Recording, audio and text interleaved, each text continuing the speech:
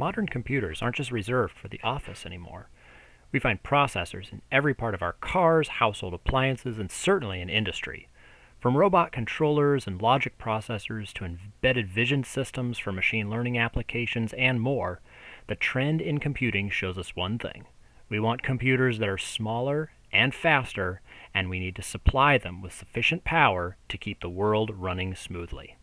Welcome to Tech Chat, sponsored by Mouser Electronics, where we chat with engineering experts about the latest technical innovations that are shaping and reshaping our world. Today, we're excited to chat with Matt Burns, Technical Marketing Manager at Samtec. So, welcome to the Tech Chat, Matt. Hi, David. Glad to be here. Looking forward to our tech chat today. Yeah, thanks for joining us. So, as we get started here, maybe you can just give us a little bit of an overview about Samtec and the product offerings, the catalog, things like that. David, that's a great point we can start our chat with today. For those that don't know Samtec, we've been in business since the mid 1970s. We're headquartered in New Albany, Indiana, which is right outside of Louisville, Kentucky, in the Midwest part of the U.S. We are a global company. We have over 40 locations around the globe. We do business directly and through our distribution channels, such as Mouser, in 125 countries and more. And we continue to grow. So right now we have over 7,500 employees, and as our business grows, we continue to expand where necessary. One of the things that Samtec is really well known for is our sudden service business model. And basically what that entails is we try to understand what our customer needs, and we try to provide the best solution for them. So whether that's supporting from a supply chain standpoint or logistics standpoint, or even from a tech support standpoint, understanding what product solution meets a specific application, or providing market leading tech support for any customer application. Something that your listeners may not appreciate about Samtec is that there's not any one particular industry we focus in on. So you can see from the bottom right-hand side of this slide that we play in a number of markets: industrial, semiconductor, datacom, data center, mil-aero, automotive transportation, medical, and more. And we realize, or we focus on all these industries because it gives us an opportunity to diversify the business, but also experience growth opportunities as these markets grow when it makes sense. And then, one of the things that we're really proud of is we're consistently ranked by Bishop and Associates and a number of other ranking institutions as the number one connector manufacturer in the world. So, and again, it all goes back to the reason we get that ranking is because our customers appreciate the sudden service. So, without the support of the customers, we wouldn't be able to get that ranking. So it's interesting. You mentioned about, or we mentioned here about markets served, and the key one that we want to focus in today during our tech chat is industrial. So we'll discuss that more as the presentation goes on. That's great. Yeah, industrial is a fun one because just the word industry encompasses so many different applications and fields and requirements and specifications that there's really a lot of market demand and a lot of opportunity for looking into new products that are continually evolving. Yeah, and that's a great point, David. I think one of the things that I find interesting as a technical marketing manager here at Samtec is you talk to a lot of customers or talk to a lot of engineers, and maybe their first concept or first thought process when you hear the term industrial is sort of an old school manufacturing plant that's noisy and dusty and it has that historical or legacy industrial feel, but when you look around at where business is taking us, and more importantly, innovation, you know, industry 3.0, the term industry 4.0 is thrown around a lot. Industrial applications where Samtec is designing solutions for are really targeted at high performance applications, high performance solutions as well. Maybe we're not at the bleeding edge performance that we find in a data center application, but we still see increased speed, increased performance, small form factors within high performance industrial applications. More specifically, from Samtec's perspective, we see a lot of innovation going on in industrial automation. Autonomous robotics obviously speaks for itself. That also, you think also about autonomous vehicles. Some of that that technology that's being developed there also is moving into the robotics realm. Embedded vision has been with us, for a long time, but we've with the continual advancement of the semiconductor solutions and smaller form factors from embedded SOMs and COMs, we see more innovation there, high speed, small form factors, those type of things. The industrial IoT sort of speaks for itself. Leveraging the internet to connect dozens, if not hundreds of thousands of remote nodes in any factory or manufacturing facility, and really digitizing the data that's being collected. And that same concept of ubiquitous digitization we see in smart cities, smart grids, smart factories. So these high performance industrial applications, again from Samtec's perspective, continue to adopt and respond and drive innovation, not only in their applications but also in the interconnect needs or in the interconnect solutions that Samtec can offer.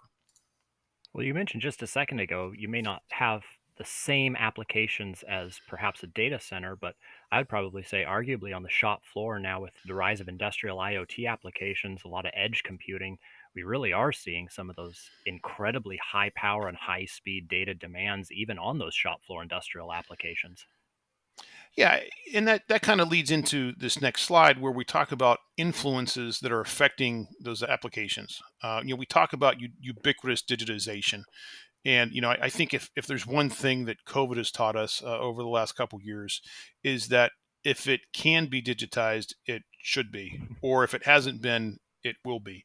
And within the industrial segment, we see that happening at a rapid clip. Tying into that, because of the fact that you're able to get server grade performance in edge computing applications, we see hyper automation. Uh, you know, the the thought process of maybe this is a little future centric, but robots building robots.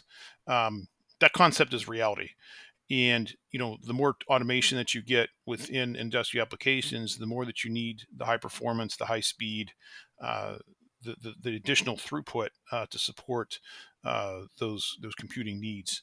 Globally, we see 5G and AI that are being done again in edge computing applications that you mentioned, David. So that's fostering a tremendous amount of data growth and processing requirements. Uh, Robotic processing automation, factory floor, HPC workloads, increased data throughput just because of digital sensors. We talked about Industry 4.0 and how we really see data pre-processing at the edge. And one thing we'll talk about as we go throughout our tech chat is adoption of open standards. No one solution provider has the quote unquote secret sauce to make this all work. So by having the industry adopt open standards, especially high performance open standards, it's really driving a lot of these trends that we see towards high performance. And then, as you mentioned, on the factory floor, having almost data center performance, it's not uncommon to see PCI 4, 16 gigatransfers per second, PCI 5, 32 gigatransfers per second data rates in industrial applications. From an Ethernet standpoint, we're seeing the migration from 1G, 10G to 100G, USB 4, which supports data rates up to 40 gigabits per second. And then with all of that computing power available at the edge, not management has to be done locally. It's no longer just in the control room or the headquarters facility. It's I have AI, I have all this computing power. I'm able to make real time decisions at the edge or at the fog based on all the data that's being collected, digitized, analyzed, and enabling the robotic systems, the AI systems to make decisions locally. That is increasing efficiency in industrial applications.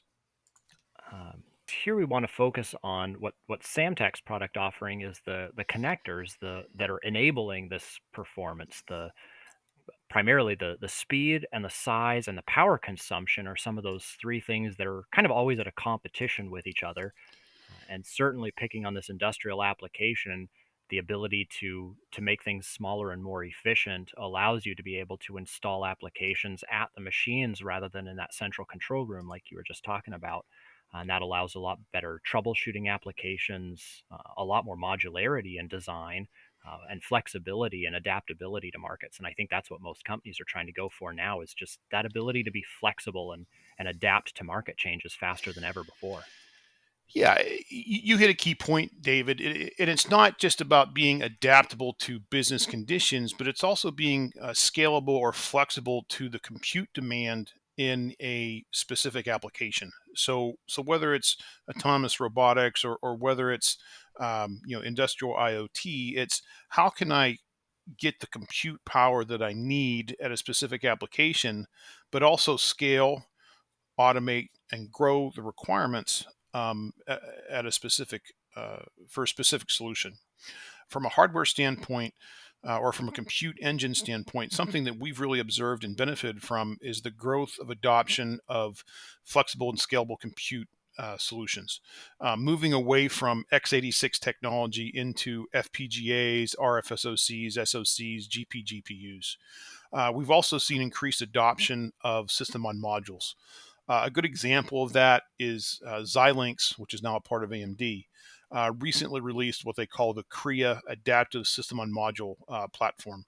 And this was one of the first attempts from an FPGA vendor to provide flexible, scalable AI solutions in a compact package while targeting embedded vision solutions, but also for a number of industrial applications. Just briefly talking about this Kria platform, 56G PAM4 performance, enough memory to support embedded compute performance at the edge, the right number of power, the right number of feedback visually via LEDs. But getting all that speed from a piece of silicon down to a carrier card that fits an application is really where Samtec comes in. So if you look at this Kria platform, the picture on the lower left-hand side, the picture on the lower right-hand side of slide 7 shows the bottom side of the Kria platform.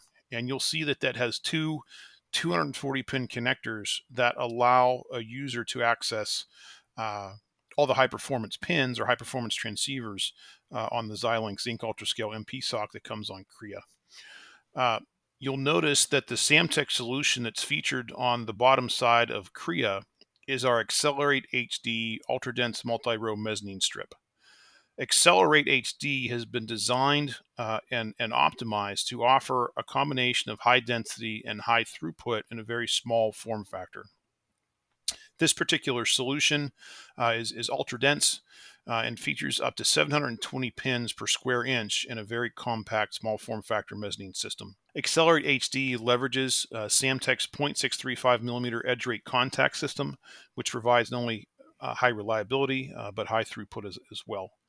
Accelerate HD can support up to 400 IOs in a 4-row design. While Kria supports two 4x60 connectors, we can support all the way up to 4x100. Accelerate HD also comes in a small 5mm stack height. We have 10mm stack height options available as well, and the width of the connector is only 5mm. It's an open pin field design, which allows for grounding and routing flexibility. What that means is any one pin on the interconnect can support a high-speed referential signal, a high-speed differential signal, or can carry a fair amount of current. Accelerate HD also leverages BGA Interconnect for simplified processing and self-alignment, and we continue to expand the Accelerate HD family solution, not only with right angle offerings, but also increased stack heights in development. And I know this is a point that we're going to get to a little bit later, but just talking about that, you mentioned the fair amount of current, because I know that power demands of boards and systems on modules like this is increasing as the performance gets better. Obviously, we want to be able to have the connectors that can support both the power demands, but also the high frequency data transfers as well. And I know that's something that we're going to talk about just a little bit later in more detail. Correct. Something else that we've noticed too, when it comes to adaptable, flexible, scalable compute, especially in FPGA ecosystems, is the use of Samtec's VITA 57 FMC and FMC Plus development kits. FMC was designed as a FPGA mezzanine card standard. Xilinx, several of the other FPGA vendors, Samtec, and other ecosystem partners realized that there was a need to standardize on a particular expansion connector and an expansion uh, protocol and expansion interface for FPGA dev kits. And fortunately for VITA 57.1, FMC, VITA 57.4, FMC Plus, Samtec's Interconnect solutions were chosen for that. Before getting into the connector basics, Samtec also offers a number of FMC, FMC Plus dev kits, including solutions for our Firefly, which is an easy to use platform linking fiber optics directly to an FPGA. We also have loopback cards for testing and development of custom FPGA carrier cards, as well as an FMC extender, which basically provides additional stack height between an FMC carrier and an FMC mezzanine card. This details the Samtec product family that VITA adopted within the VITA 57 FMC Plus standards. That's our SEARAY high density open pin field array solutions. One of the reasons that SEARAY is so popular in the market is because it offers lower insertion and extraction forces for typical array products. Now, you may wonder, David, why does someone need lower insertion extraction forces? Well, FMC Plus is a 560 pin connector. Each contact has its own mating force and normal force. When someone uses a high density array connector with hundreds of contacts, it's you can see how easily the amount of force that may be needed to mate and unmate the connectors could get very high and make it very difficult to mate the connectors. But SEARAY eliminates that problem because of the design of the contact. Additionally, SEARAY also uses Samtec's differential vias for optimized PCB routing for differential pairs. So that enables attaining data rates of 56 GPM4 through the interconnect.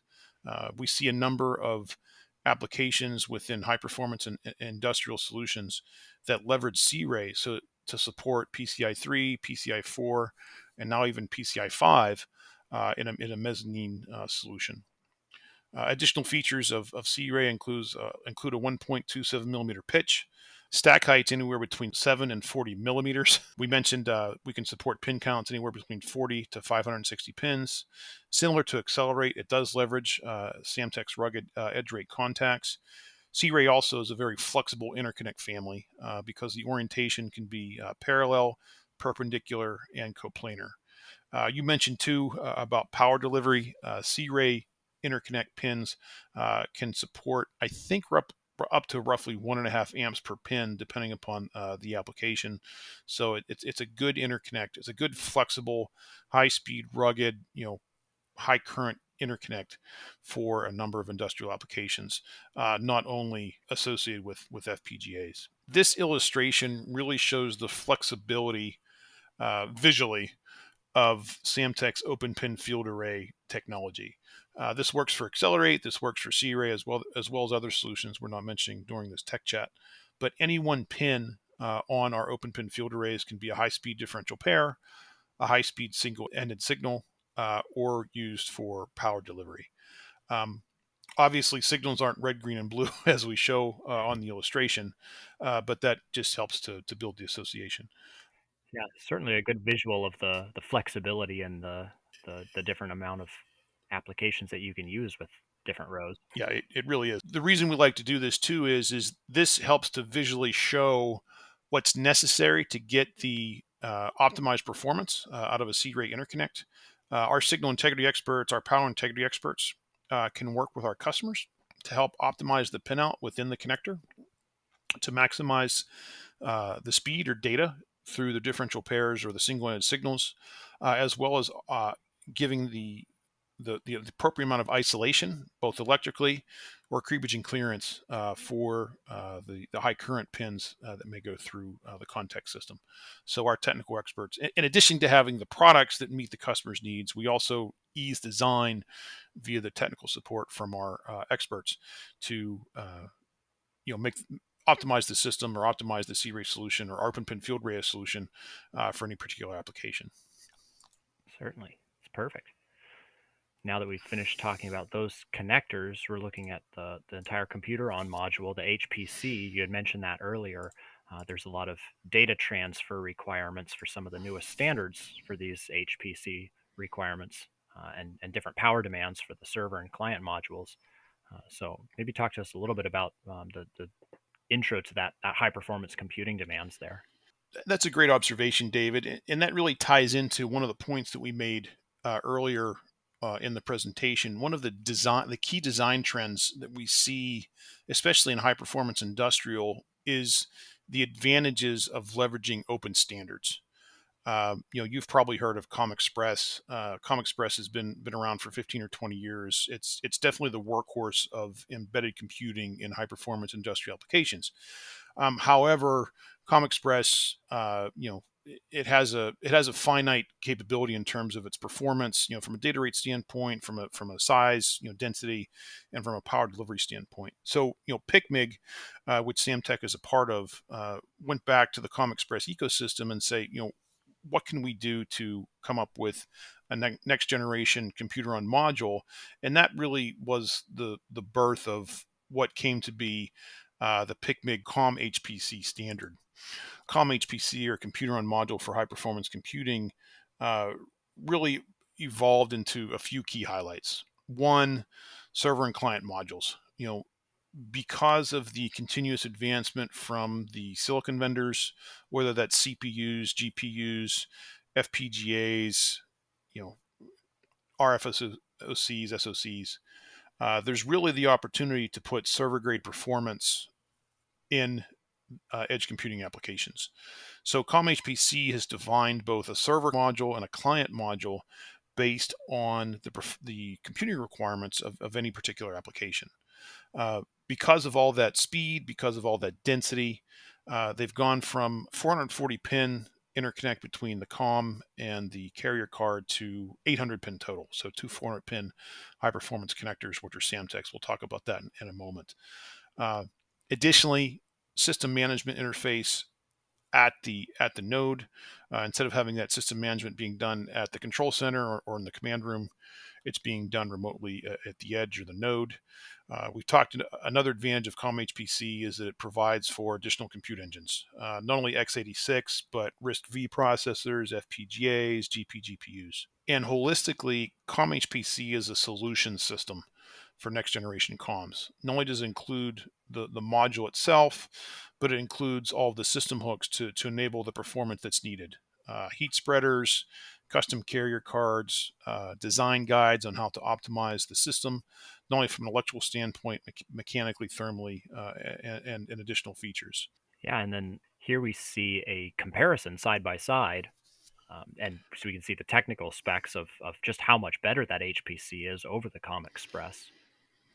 Yeah, and we could spend hours talking about the differences between the two, but this table just at a high level summarizes the differences. We talked about the connector bandwidth, moving from 10 gigabit to 32 gigabit, which is the same data rate for PCI 5.0. The increased pins. The graphic on the right hand side, the blue and the green, shows the different module sizes for both the client and server. You can see that adaptability, scalability, growth within the system from a performance standpoint was designed into the COM-HPC standard. So as long as someone that's building a carrier card has the right interface and mechanical hooks, you can move from size A to size E COM-HPC modules on any one carrier board. And that allows you to scale the amount of DIMMs you can support, the amount of SODIMMs, the power, up to 150 watts on a TDP level for the CPU or FPGA or GPU on the cards. We talked about the PCI 5 data rates, the number of lanes going from 32 to 65. Why 65 instead of 64? One of those additional PCI lanes is for the system management that we talked about earlier. Obviously, there's more Ethernet, there's more USB, and again, additional support for a number of compute engine types. Yeah, and this is an interesting, just a note more for maybe general users, but the transition and ability to use USB 4 standards rather than the USB 3.0, which for most consumer electronics, that's probably what most people are used to, still getting used to the USB 3.0 connectors, but having that support up to USB 4. Yeah, again, that's another great observation. It provides for increased performance. USB 4 is ramping up in terms of adoption. Maybe not so much in the consumer space quite as of yet, but definitely in high performance industrial as well. And again, that provides a data rate path of up to 40 gigabits per second using USB 4.0. So I know we're curious and excited to see adoption of that standard in high performance industrial, but we'll see how that transpires as time goes on. I know in my world of a lot of industrial applications, power consumption is a huge need, but the smaller things get, typically, the less able they are to deliver the tremendous amounts of power that are required for this high speed computing. So ignoring the connectors is certainly a downfall of a lot of designs. Yeah, the reason that we included this data in this presentation was to show a couple things. The COM-HPC technical working group, the technical committee, was very focused on trying to enable maximum power delivery in a very small form factor to leverage the increased functionality and smaller footprints that we see prevalent within the semiconductor roadmaps. Whether that's around x86 architectures from Intel and AMD, or other compute engine types such as GPUs, FPGAs, and the like. In these particular power budget analyses, on the client modules, we're looking at the TDP or the thermal design power of typical embedded CPUs. Maybe from an Intel roadmap. Typically, you're going to look at a power draw on the CPU of roughly 65 watts. The PCH or the IO chip, maybe that's another 25 watts. Depending on how many DIMM modules you have, it may be 60 watts. There's additional power. There's spare power. We look at derating that. And when you look at the power delivery within the COM-HPC form factor for client modules, you have roughly 250 watts that can be transmitted from the carrier card up into the module itself. Going through that same analysis for server modules, obviously using server grade CPUs requires a lot more power delivery or an increased power budget at the chip level. So we're moving from, say 65 watts on a client CPU TDP up to 125 watts on a server grade CPU TDP. We also increase the amount of memory that's available in the system, the spare power, the derating. So when you look at the server module in terms of power delivery, 360 watts from the baseboard or carrier card up to the COM-HPC module is needed to take advantage of all these compute engine types. So with all these things in mind, we've got high power, we've got small form factor, we've got increased power delivery. What type of connector is needed to enable all of that for COM-HPC? And that's really where Samtec's COM-HPC interconnect solutions uh, were targeted for. We actually developed this interconnect family specific for COM-HPC. You can see a lot of similarities with some of the previous solutions because it is a high performance flexible open pin field array. So the connector supports high speed differential pairs. It supports high speed single ended signals. It supports power delivery. From a high-speed standpoint, our COM-HPC interconnect solutions can support PCI 5 and 100 gigabit Ethernet. Again, those were chosen by the PICMIG technical working group because these are just more prevalent in high-performance industrial applications, some of the ones that we mentioned earlier. Our COM-HPC connectors come in a 400-pin BGA mount solution, 4x100.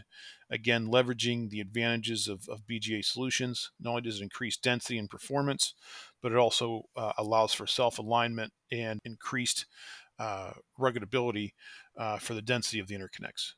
Some additional features for the connectors include a 2.2, 2.4, 2.2 millimeter row pitch, a 0.635 millimeter pitch between the pins, stack heights of 5 or 10 millimeter, and a very compact envelope. These connectors are roughly 68 millimeter by 9 millimeter by the stack height. And as we've mentioned, due to the pinout chosen by the COM-HPC technical working group, these connectors can deliver up to 360 watts of power, assuming a 12-volt bus. Yeah, and that looks sufficient for both the server and client HPC modules. Yes, it does, David, and we're real excited to see the adoption of these interconnect solutions as more and more COM-HPC client and server modules hit the market. Um, Something else we're asked consistently is, what were some of the design tricks or some of the design techniques that Samtec used to enable the high-speed performance of these solutions? There's a tremendous amount of signal integrity effort that went into the technical working group to enable performance not only at the connector level, but also at the system level. One of the features of the COM-HPC interconnect solutions from Samtec is that they offer increased row-to-row spacing. And what that allows for, if you look at this layout, this is just showing a sub portion of one of the interconnects. But by having increased row-to-row spacing, we're able to maintain ground signal ground pinout, which supports optimized SI performance as well as less crosstalk. And we also simplify or ease differential routing. We're showing the high-speed differential signals, whether that's PCI Express or Ethernet or whatever the case may be, moving in a north-south direction on this slide.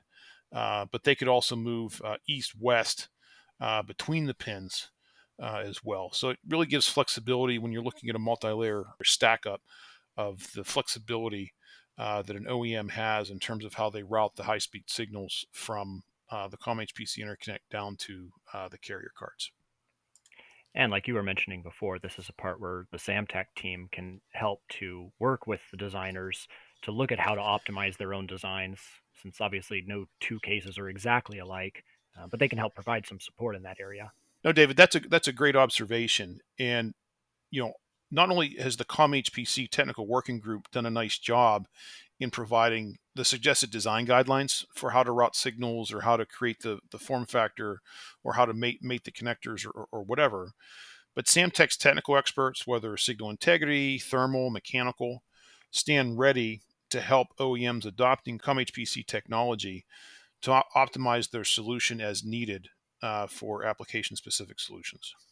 And as we're talking about some of these I/O signals, especially with higher frequencies, I see a lot of work done here that demonstrates some of the performance of these HPC connectors as we look at signals at different frequencies for both the IL and RL for those being able to compensate for the losses at the high frequencies. And these look like these have really good performance. They do, and that's a really good observation on your part, David. So what this is representing is as a part of the design guides and as a part of the design package that PicMig makes available for the COM-HP solutions, Samtec, Intel, and a number of the technical working group committee members within COM-HPC went through a comprehensive SI analysis to make sure the system would operate as advertised. Signal integrity models were created at the connector level, at the PCB level, at the packaging level of a standard CPU. And all of those component modules were put together in channel models to simulate the performance of an entire signal from the CPU on the module all the way down to the carrier card. And what these graphs show, not only the simulated data, but also measured data for insertion loss and return loss of the COM-HPC connector plus its breakout region on the carrier card and on the SOM card. The insertion loss, how we can read that is that we'll take PCI 5 as an example. PCI 5 has a Nyquist frequency of 16 gigahertz. And a general rule of thumb is that as long as your insertion loss is less than 3 dB, you're going to have strong SI through the channel for that particular segment of the signal channel. So looking at 16 gigahertz on the graph on the left, you'll see that we have insertion loss of roughly 0.75 to 1.25 dB at 16 gigahertz, whether you're using the 5 millimeter stack height or the 10 millimeter stack height. So again, strong performance and lots of headroom for increased speeds through the connector. Similarly, when you look at the return loss, another good rule of thumb is we want to keep, we're looking for 10 dB or more of return loss. So again, we're focusing in on that Nyquist frequency of 16 gigahertz. You'll see that the return loss there for the COM-HPC connectors, whether it's 5 millimeter or 10 millimeter, exceeds 10 dB. So these are just two data points. There's other data points we could look at, but it gives us strong feedback that the performance of the connectors, at least from an SI standpoint, are as good as advertised, and that OEMs adopting COM-HPC can be confident that the interface, the form factor, the entire system works as advertised from PICNIC. Well, I could spend way too long discussing graphs, so we should probably keep moving before I get too deep into this. All right, good point. We've kind of alluded to this topic of current delivery a few times. Power and power demands and consumption are always going to be a subject of concern when we're talking about high-speed computing. So this next section, we're talking about the power delivery of the connectors. Something to keep in mind is increased performance at the CPU or the FPGA or the GPU or whatever requires more power. The chips continue to get more efficient, but there's more and more silicon there. There's more and more transistors. And even though the size of the transistors gets smaller, the overall current draw continues to increase. So when you're looking at more computing, you need more power delivery. COM-HPC is a good example of that, but there are any number of high power compute engines which require more memory, which require more I/O, and which requires more power delivery at the PCB level. So how can I get tens of amps or even hundreds of amps from a carrier card or baseboard into a system on module or a computer on module? We've talked about the current carrying capability of Samtec's Accelerate HD or our COM-HPC connectors or our SEARAY, but what happens if you need something more? And that really shows why Samtec has developed our mPOWER Ultra Micro Power Connector system. mPOWER was designed to offer design flexibility, not only in a power only, but also in a two-piece system for power signal applications. What that means practically is if I have a high-speed board-to-board interconnect with hundreds of pins, and I'm using 20 or 30 or 40 pins, whether that's for VCC or for ground, that's not the most efficient use of the connector. It makes the board-to-board connector larger. It challenges how you design the system. Plus, it just gets expensive. So what Samtec has done with mPOWER, and we illustrate this on the graphic here on the right, is to come up with a bladed system that's very compact from a form factor standpoint on the PCB, but can pass high current in a very small space. So each of the blades on the mPOWER system can deliver up to 18 amps, depending upon the application. They're designed specifically to be used with Samtec's high-speed connector systems for a unique power signal system. mPOWER is also very flexible in terms of the plating options. There's 10 micron or 30 micron gold, and we continue to expand the family, not only the amount of blades that are available, we can support anywhere between 2 to 10, but also latching options, cable assemblies, front panel options as well. This, at first pass, may look as an eye chart, and we don't mean it to be, but what you'll see is the stack heights available for several of Samtec's standard board-to-board signal connectors. So anywhere between 5 to 20 millimeters. And correspondingly, we have mPOWER options that can support stack heights anywhere between 5 to 20 millimeters. Oftentimes, we also get questions about current carrying capabilities. Depending upon the plating option, you can see the data on the left, depending upon how many pins are powered. Again, we can get up to 18 amps of delivery on a single blade. And then as the connectors get bigger and more power is passed through, we derate that a bit. But our signal experts can walk through that for any specific application. And then also we are asked a lot about what about creepage and clearance.